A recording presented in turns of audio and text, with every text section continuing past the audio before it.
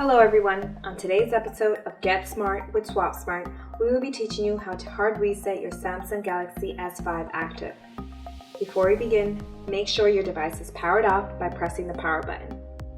To hard reset your device, we will need to press the volume up button, home button, and power button.